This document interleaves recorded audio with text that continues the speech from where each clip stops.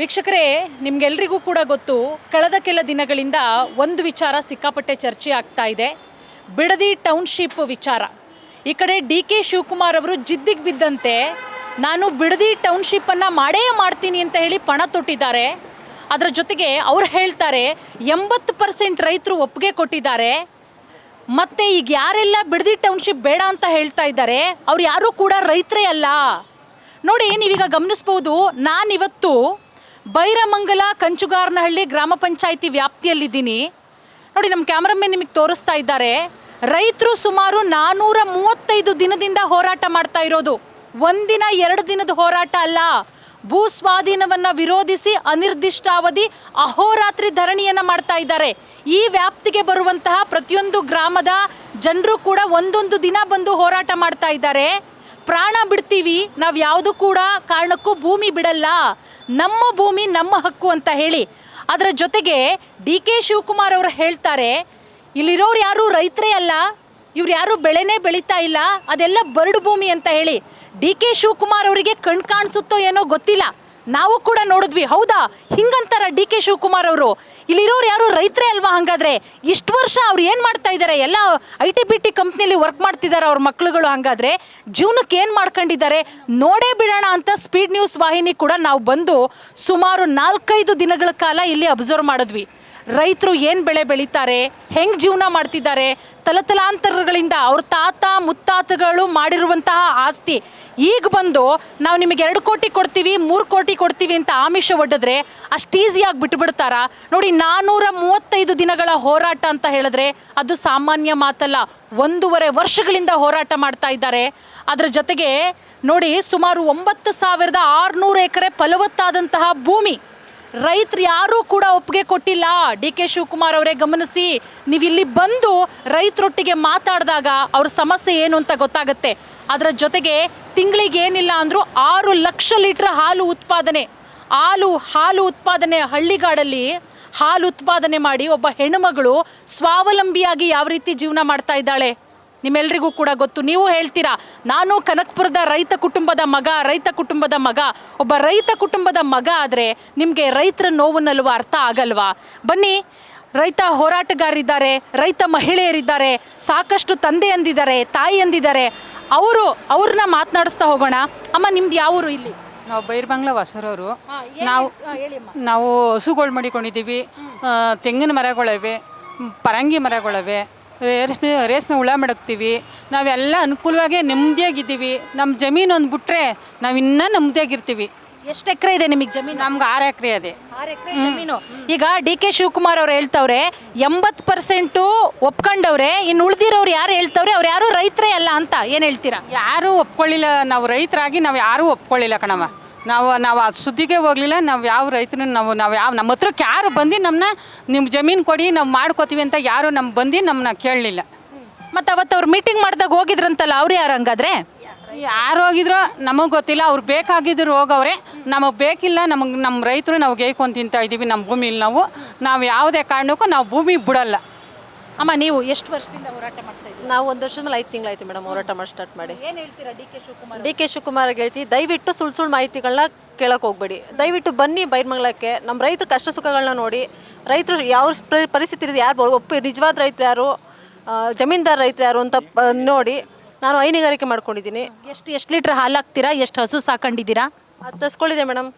ಮೊನ್ನೆ ಡಿ.ಕೆ. ಸುರೇಶ್ ಅವರು ಪ್ರೋತ್ಸಾಹ ಧನ ಅಂತ ಕೊಟ್ಟರು ನಮಗೆ. ಅವರ ಹೆಚ್ಚಿಗೆ ಎಷ್ಟು ಹಾಲು ಹಾಕಿದ್ರೆ ಅಂತ. ವರ್ಷದಲ್ಲಿ 22,000 ಲೀಟ್ರ್ ಹಾಲು ಹಾಕಿದ್ದೀನಿ. 22,000 ಅಮೌಂಟ್ ಹಾಕಿದ್ದಾರೆ. ಅದು ಪ್ರೂಫ್ ನಮ್ಮ ಹತ್ರ ಇದೆ. ರೈತರೆಲ್ಲ ಅಂತಂದ್ಮೇಲೆ ಹೆಂಗ್ರಿ ಹಾಲು ಹಾಕೋಕ್ಕಾಗುತ್ತೆ ಹೇಳಿ? ಅಲ್ಲ, ರೈತರು ಈಗ ನೀವು ಹೇಳಿದ್ರಿ 10 ಹಸ ಮಡಿಕೊಂಡಿದ್ದೀನಿ ಅಂತ ಹೇಳಿ. 10 ಹಸುಗೆ ದಿನ ಹುಲ್ಲು ಹಾಕಬೇಕು, ಹಸು ಮೇಯಿಸ್ಬೇಕು. ಎಲ್ಲಿ ಮೇಯ್ಸೋಕ್ಕಾಗುತ್ತೆ? ಮನೇಲೆ ಕಟ್ಟು ಮೇಯ್ಸೋಕ್ಕಾಗತ್ತಾ? ಇಲ್ಲ ಮೇಡಮ್, ಜಮೀನು ಇರತ್ತಾನೆ ಮೇಯ್ಸೋಕ್ಕಾಗೋದು. ಈ ಹೋರಾಟ ಅಂತ ಬಂದು ನಾವು ಈ ಹಸ್ಗಳು ನೋಡ್ಕೊಂಡು ಈ ಹೋರಾಟ ನಮ್ಮ ಭೂಮಿಗೋಸ್ಕರ ಇಷ್ಟು ಹೋರಾಟ ಮಾಡ್ತಿದ್ವಿ. ಬಂದು ನೋಡಲಿ ನಮ್ಮ ರೈತರ ಕಷ್ಟ ಸುಖ ಏನಿದೆ ಅಂತ. ಇಬ್ರು ಹೆಣ್ಮಕ್ಳಿದ್ದಾರೆ, ಇಬ್ರು ಹೆಣ್ಮಕ್ಳನ್ನ ಓದಿಸ್ಕೊಂಡು ನಾವು ಜೀವನ ಮಾಡ್ತಿದ್ವಿ. ಈ ಭೂಮಿ ಕಿತ್ಕೊಬಿಟ್ಟು ನಾವು ಎಲ್ಲೋಗಿ ಜೀವನ ಮಾಡೋಣ? ಅಡುಗೆ ಕೆಲಸ ಮಾಡ್ತೀವಿ, ವ್ಯವಸಾಯ ಮಾಡ್ತಾರೆ, ಅಡುಗೆ ಕೆಲಸಕ್ಕೆ ಹೋಗ್ತಾರೆ. ಅಜ್ಜಿ, ನಿಮ್ದು ಯಾವ ರಜೆ? ನಮ್ದು ಇದೇ ಊರು. ನೋಡಿ ಈ ಬಿಸಿಲಲ್ಲಿ ಇದ್ರಲ್ಲಿ ನಿಮ್ ವಯಸ್ಸು ಎಷ್ಟು ಆದ್ರೂ ನೀವು ನಮ್ಮ ಮೊಮ್ಮಕ್ಳಿಗೆ ಹೆಲ್ಪ್ ಆಗ್ಲಿ, ನಮ್ಮ ಮಕ್ಕಳು ಇರ್ಲಿ ಚೆನ್ನಾಗಿ ಅಂತೇಳಿ ಹೋರಾಟಕ್ಕೆ ಬಂದಿದ್ದೀರಾ. ನೀವು ತಲತಲಾಂತರಗಳಿಂದ ನೀವು ನಿಮ್ಮ ಮನೆಯವರು ಕಾಪಾಡ್ಕೊಂಡಿಂತ ಭೂಮಿ ಈ ಹೌದು, ಕಿತ್ಕೋತಾವ್ರೆ, ನಾವು ಕೊಡಲ್ಲ. ಏನ್ ಹೇಳ್ತೀರಾ ಡಿ ಕೆ ಶಿವಕುಮಾರ್ ಅವ್ರಿಗೆ? ಕೊಡಲ್ಲ ಅವ್ರಿಗೆ, ನಾವು ಬಿಟ್ಟು ಕೊಡೋದಿಲ್ಲ. ನಮ್ಮ ಭೂಮಿ ಕೊಟ್ಬಿಟ್ಟು ನಾವೆಲ್ಲಿ ಹೋಗೋಣ? ಅವ್ರು ನಿಮ್ದು ಐತೆ ಒಂದು 3 ಎಕರೆ. 3 ಎಕರೆ ಏನ್ ಬೆಳಿತೀರಾ? ತೆಂಗು ಐತೆ, ತೆಂಗಿದ್ಯಾ? ಮತ್ತೆ ಯಾವ್ದು ಜೋಳ. ಎಲ್ಲ ಬರೀ ಬಂಜರು ಭೂಮಿ ಅಂದ್ರೆ ಬಂದು ನೋಡ್ಲಿ, ಅವನು ಬರಬೇಕು. ಬೈರ್ಮಂಗ್ಲ ಸುತ್ತಮುತ್ತ ನೋಡಬೇಕು. ಬೇಕುಪ್ಪ ಬರಕ್ಕೆ ತಾಕತ್ತಿಲ್ಲ, ಅಲ್ಲಿ ಹೇಳ್ಕೊಬೋದು. ಏನೋ 2 ಕೋಟಿ ಕೊಡ್ತೀವಿ 3 ಕೋಟಿ ಕೊಡ್ತೀವಿ ಇಸ್ಕೊಬಿಟ್ಟು ಸುಮ್ಮನಾಗಬೇಕು ತಾನೇ ನೀವು? ಬ್ಯಾಡಿ, ನಮಗೆ ಬ್ಯಾಡಿ. ನಮ್ಗೇಂತಿಕೆ ಅವನ ದುಡ್ಡು ಅವನೇ ಮಡಿಕೊಳ್ಳಿ, ನಮ್ಮ ಭೂಮಿ ಉಳಿಲಿ.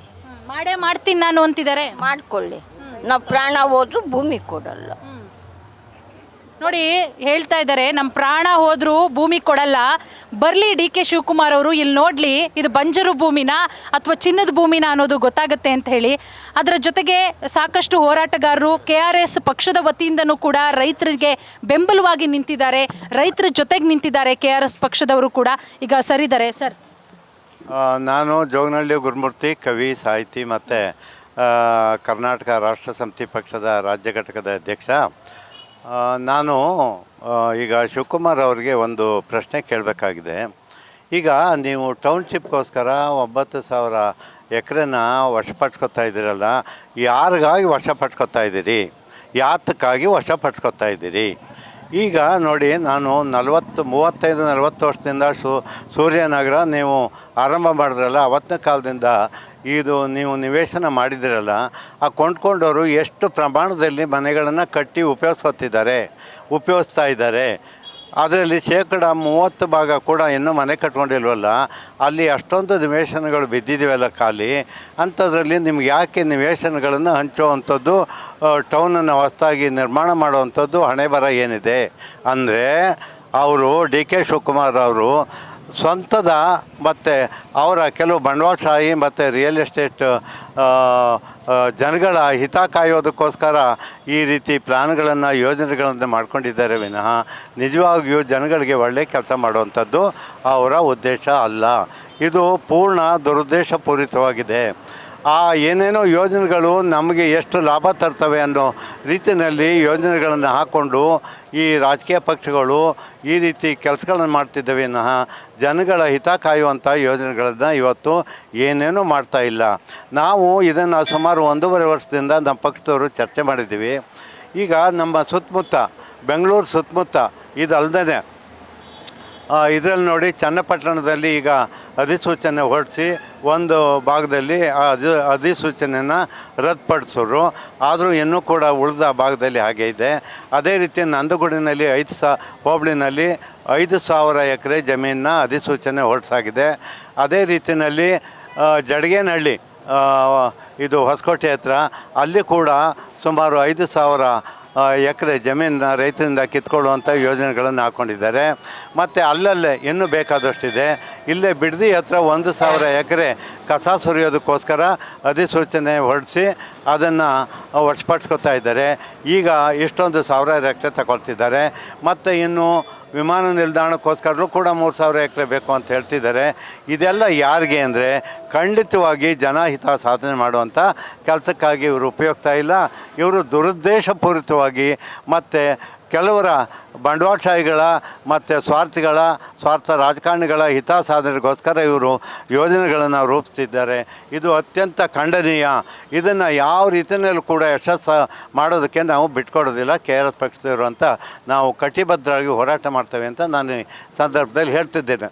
ಇನ್ನು ಹಲವಾರು ರೀತಿಯಲ್ಲಿ ಬೆಂಗಳೂರಿನ ದುಸ್ಥಿತಿ ಬಗ್ಗೆ ಮಾತಾಡಬೇಕಾದ್ರೆ ಬೇಕಾದಷ್ಟು ಮಾತನ್ನು ಆಡಬೇಕಾಗಿದೆ ಎಂಬ ಅದನ್ನು ಇವತ್ತು ಈ ಸಂದರ್ಭದಲ್ಲಿ ವಿಪರೀತ ಆಗೋಗ್ತದೆ, ದೊಡ್ಡ ಪುರಾಣ ಆಗ್ತದೆ. ಇನ್ನೊಮ್ಮೆ ಅದನ್ನು ಪುಸ್ತಕನೇ ಬರೆದಿದ್ದೀನಿ ಆ ಬಗ್ಗೆ. ನಾನು ಕವಿ ಆಗಿದ್ದರಿಂದ ಅದೆಲ್ಲನೂ ಬರೆದಿದ್ದೀನಿ. ಯಾವ್ಯಾವ ರೀತಿ ಕುಡಿಯೋ ನೀರಿನ ಸಮಸ್ಯೆ ಇದೆ, ವಸತಿ ಸಮಸ್ಯೆ ಇದೆ, ರಸ್ತೆ ಸಮಸ್ಯೆ ಇದೆ, ಟ್ರಾಫಿಕ್ ಜಾಮ್ ಸಮಸ್ಯೆ ಇದೆ. ಆಮೇಲೆ ಇವತ್ತು ಆಮ್ಲಜನಕ ಗಾಂಧಿನಗರದಲ್ಲಿ 7% ಮಾತ್ರ ಆಮ್ಲಜನಕ ಇದೆ. 21% ಆಮ್ಲಜನಕ ಇರಬೇಕಾದಂಥ ಸಂದರ್ಭದಲ್ಲಿ 7% ಇದೆ. ಇದಕ್ಕೆ ರೋಗ ರುಜಿನಗಳಿಗೆ ಜನ ಬೇಗ ತುತ್ತಾಗ್ತಿದ್ದಾರೆ. ಕೇವಲ 1 ಕೋಟಿ ಅಂದರೆ 90 ಲಕ್ಷ ಜನ ಇಲ್ಲಿ ಇದ್ದಾರೆ ಬೆಂಗಳೂರಿನಲ್ಲಿ. ಸುಮಾರು 10-12 ಲಕ್ಷ ಜನ ಪ್ರತಿನಿತ್ಯ ಹೋಗಿ ಬರೋದು. ಫ್ಲೋಟಿಂಗ್ ಪಾಪ್ಯುಲೇಷನ್ ಇದೆ. 1 ಕೋಟಿ ಜನ ನಿರ್ವಹಣೆ ಮಾಡೋದಕ್ಕೆ ಇವ್ರಿಗೆ ಸಾಧ್ಯ ಆಗೋದಿಲ್ಲ. ಒಂದು ಗುಂಡಿ ರಸ್ತೆಯನ್ನು ಗುಂಡಿ ಮುಚ್ಚೋದು ಕೂಡ ಇವ್ರಿಗೆ ಸಾಧ್ಯ ಆಗೋದಿಲ್ಲ. ಆದಮೇಲೆ ಇವ್ರಿಗೆ ಇನ್ನೂ 1 ಕೋಟಿ ಜನನ ಇಲ್ಲಿ ಪಟ್ಲನ ಬೆಳೆಸ್ತೇನೆ, ಇನ್ನೂ 1 ಕೋಟಿ ಜನ ಇಲ್ಲಿಗೆ ತರ್ತೀನಿ ಅಂದರೆ ಇದು ತೀರಾ ಸರ್ವನಾಶ ಮಾಡುವಂಥ ಯೋಜನೆಗಳಾಗಿವೆ. ಇದು ಖಂಡಿತ ಜನ ಒಪ್ಪಬಾರ್ದು. ಇದರ ವಿರುದ್ಧ ಕಾಡಾಕಾಡಿ ಯುದ್ಧ ಮಾಡಬೇಕಂತ ಸಂದರ್ಭ ಬಂದಿದೆ. ನಿರಂತರವಾಗಿ ಹೋರಾಟ ಮಾಡಿ ನಮ್ಮ ಹಕ್ಕನ್ನು ನಾವು ರೈತರು ಕಾಪಾಡ್ಕೊಳ್ಬೇಕು ಅಂತ ಅಂದ್ಬಿಟ್ಟು ಜನಗಳಲ್ಲಿ ಮನವಿ ಮಾಡಿಕೊಂಡು ನಮಸ್ಕಾರ ಹೇಳ್ತಾ ನನ್ನ ಮಾತು ಮುಗಿಸ್ತೇನೆ. ಎಸ್, ರೈತರ ಹೋರಾಟಕ್ಕೆ KRS ಪಕ್ಷದ ವತಿಯಿಂದನೂ ಕೂಡ ಸಾಕಷ್ಟು ಬೆಂಬಲವನ್ನು ಕೊಡಲಾಗ್ತಾ ಇದೆ. ನೀವು ಗಮನಿಸ್ತಾ ಇದ್ದೀವಿ, ಸುಮಾರು 435 ದಿನಗಳಿಂದ ಹೋರಾಟ ಮಾಡ್ತಾ ಇರೋದು. ಇಲ್ಲಿರುವಂಥವರು ಕೂಡ ಹೇಳಿದ್ರು, ಅದು ಯಾವ ರೀತಿ DK ಶಿವಕುಮಾರ್ ಅವರು ನಮ್ಮ ಭೂಮಿಯನ್ನು ಕಿತ್ಕೊಳ್ತಾರೆ ನಾವು ನೋಡ್ತೀವಿ, DK ಶಿವಕುಮಾರ್ ಅವರು ಇಲ್ಲಿ ಬಂದು ನೋಡಬೇಕು ನಾವೇನು ಮಾಡ್ತಾ ಇದ್ದೀವಿ ಅಂತ ಹೇಳಿ. ಇನ್ನೊಂದಿಷ್ಟು ತಾಯಂದ್ರಿದ್ದಾರೆ, ಅವ್ರನ್ನೂ ಕೂಡ ನಾವು ಮಾತನಾಡಿಸ್ತಾ ಹೋಗೋಣ.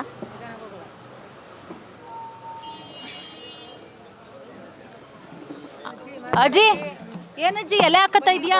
ಕಣವ ಹಾಕೋತಾ ಇದ್ದೀವಿ. ಯಾವ ಊರಜ್ಜಿ? ನಾವು ಹಳಸಂದ್ರ. ಏನಕ್ಕೆ ಬಂದಿದ್ಯಾ ಅಜ್ಜಿ ಇಲ್ಲಿ?